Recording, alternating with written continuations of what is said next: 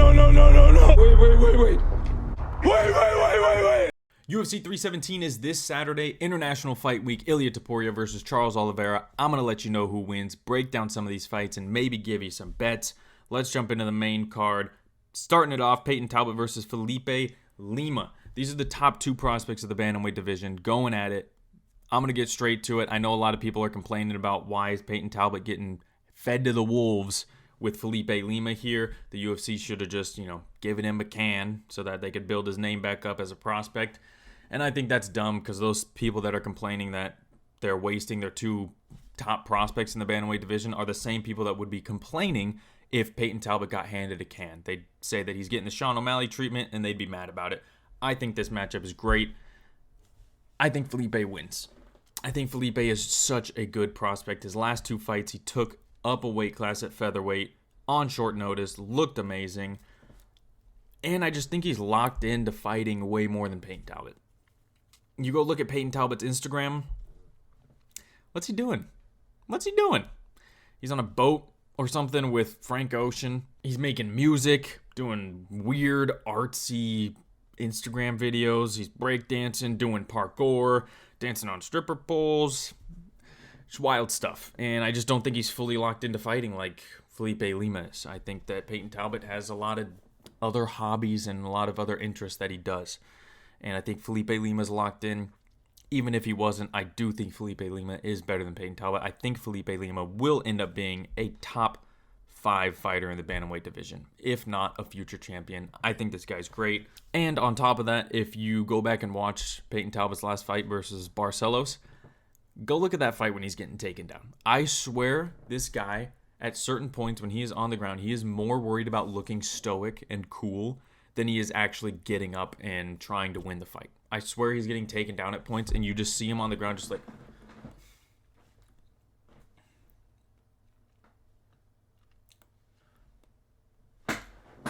Like, what are you doing? You don't have to look cool. You can wince a little bit. You can put in some effort. Get back up to your feet. Strike him. You're the better striker.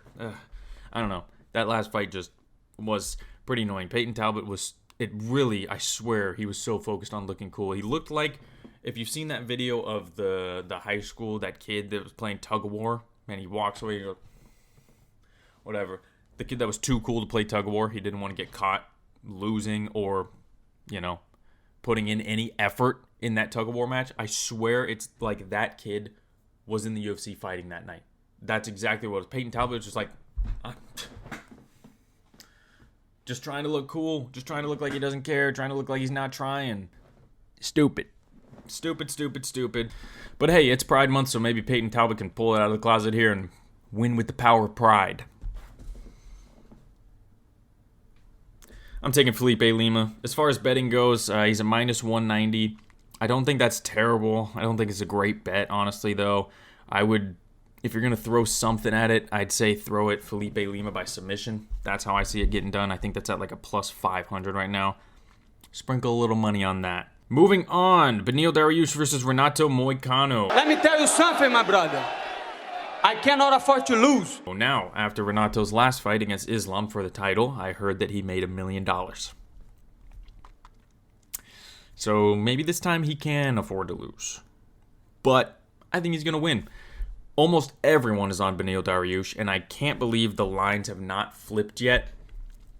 Oh, wait a second. On ESPN, it says they're both minus 110. They're at a pick'em right now. Wow, okay. Well, Beneil has been the underdog the entire time, and Renato's been the favorite. It's actually showing now. Anyways, as I was saying, everyone's on Beneil. I really wish I could get plus money, like good underdog money on Renato. I would definitely take that. I do think he's going to win.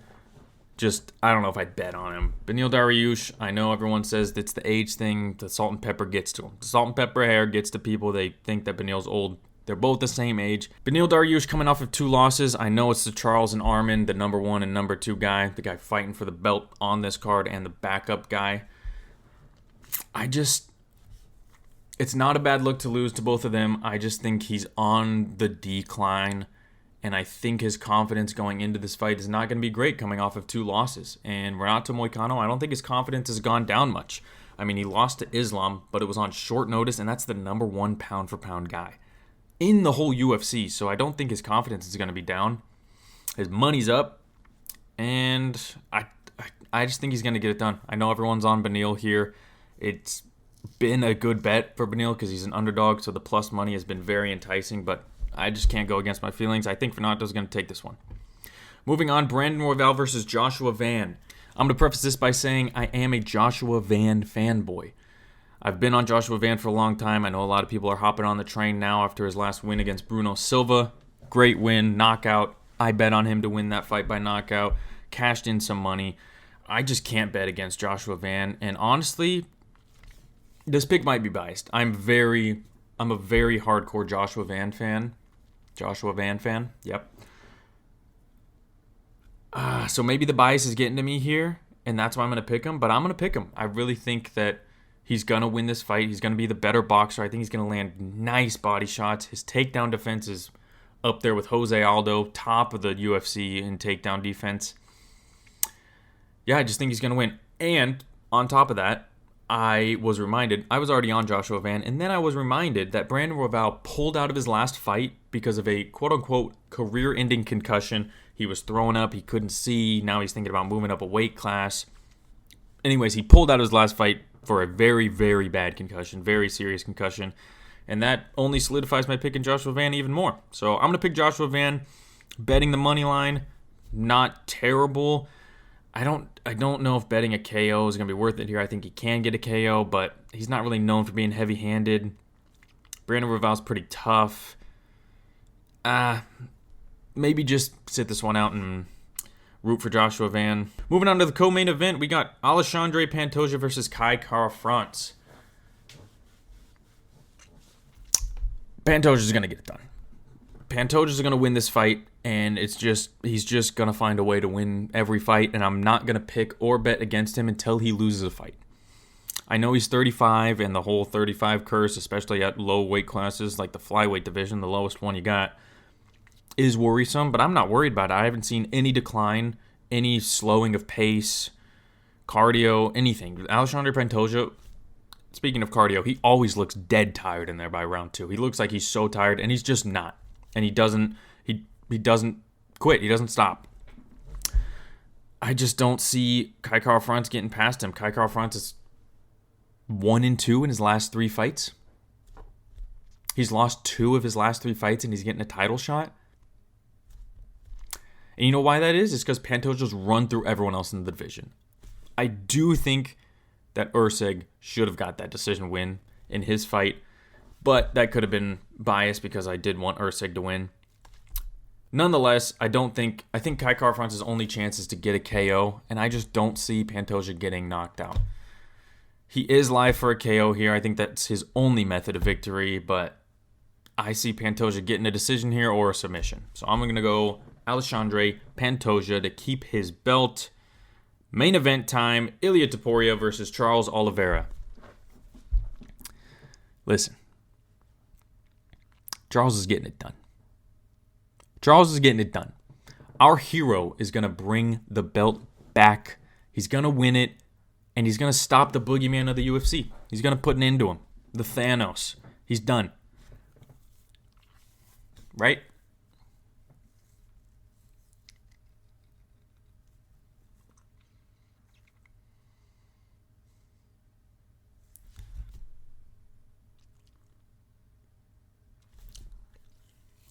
Listen, I'm going to be honest.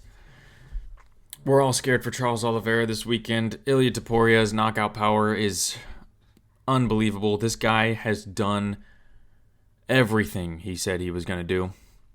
Knocked out Volkanovski, a fan favorite. Knocked out Max Holloway, my favorite. And he's just done everything he said he was going to do.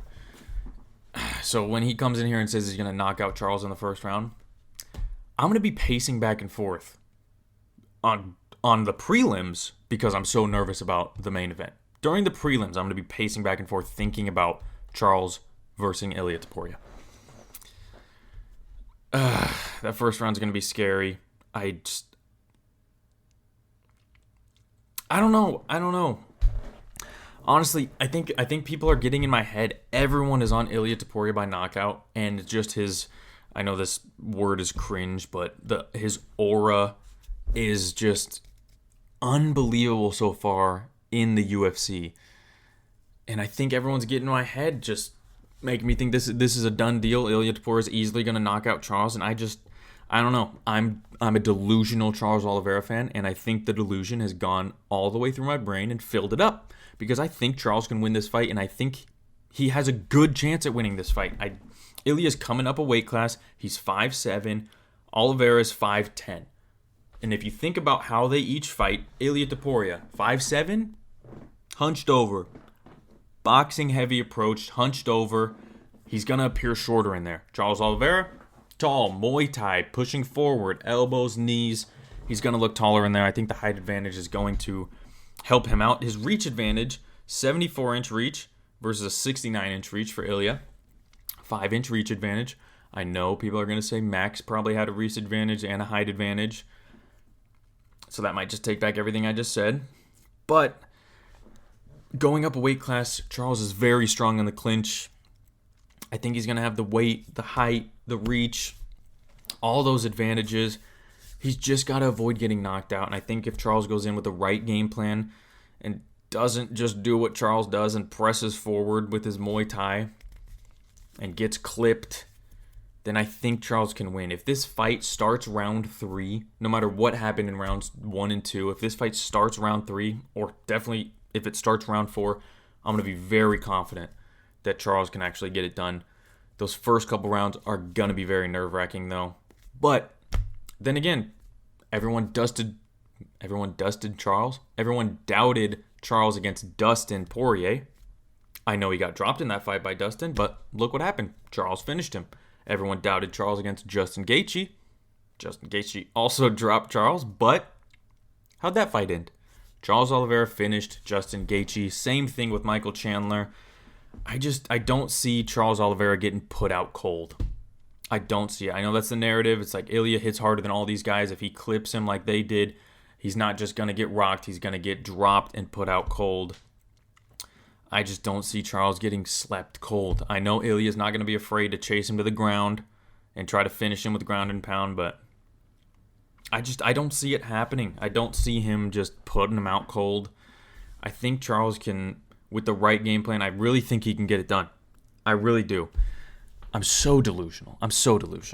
But hey, we're riding with Charles. Placing bets on Charles is just crazy. I say just leave it alone.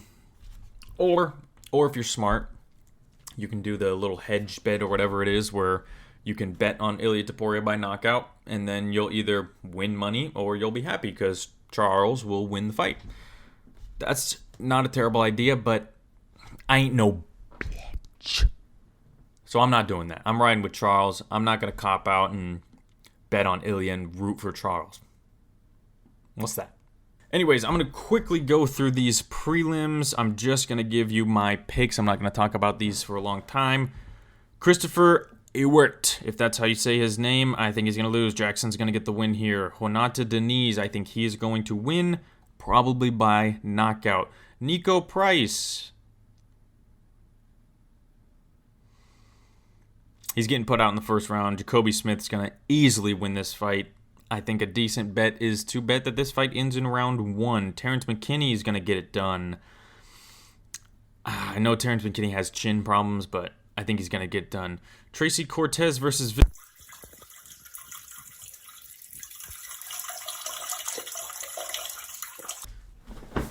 Okay, where were we? Hyder Emil versus Jose Delgado. I think Jose is going to actually get this done. I like him in this fight. Jack Hermanson versus Gregory Rodriguez. I'm going Gregory. That is actually one that I've placed many bets on. He is in a lot of my parlays, so if he loses, he's going to be the parlay buster of the week. I think he gets this one done fairly easily. That is it. We will see what happens this Saturday, and I will see you guys in the next video. Goodbye. It is Pride Month, though, so maybe Peyton can Talbot. Maybe Peyton can Talbot. Maybe he can't. You don't know.